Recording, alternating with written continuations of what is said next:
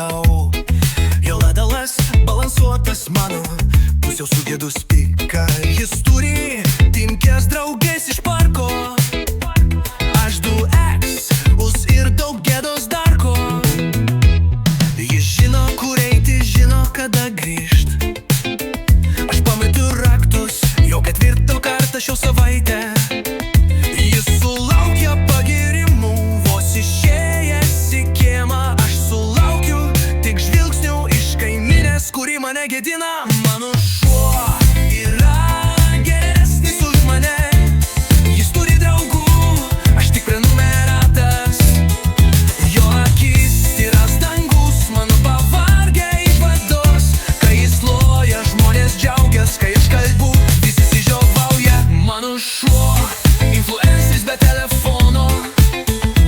Aš bandžiau būt geras žmogas, bet gal būsiu geras ponas. Jis sportuoja kasdien, bent 3 ratai. Aš po vieno laipto sustoju ir svarstau egzistencijom. Jo kailis blizga be šampūno, mano plaukai kova tarp aš gyvas ir viskas griūna. Jis turi tikslą Vitvoveras, o mano tyvas Washington, kažką užsisakyti Lilovo. Jis gydo žmonės savo buvimu, aš net savo nepadedu, kai liūdžiu.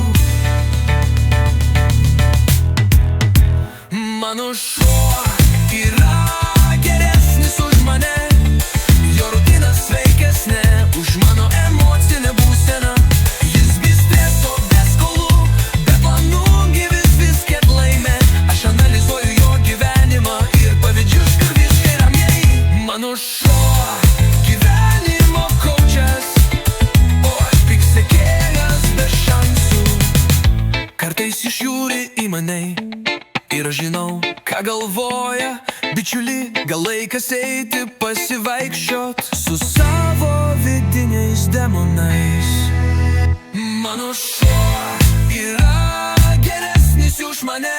Jis turi džiaugsmą, man belieka Julija. Jis mėgaujasi gyvenimu, kol aš pergalgaju kvėpavimą. Ir kai mes abu žiūrim į mėnulį, aš žinau, kuris iš mūsų turi daugiau vilties. Mano šuo yra legenda, aš tik žmogus su Spotify prenumerata. Jis loja, aš gedu. Jis šuo, bet aš noriu būt kaip jis.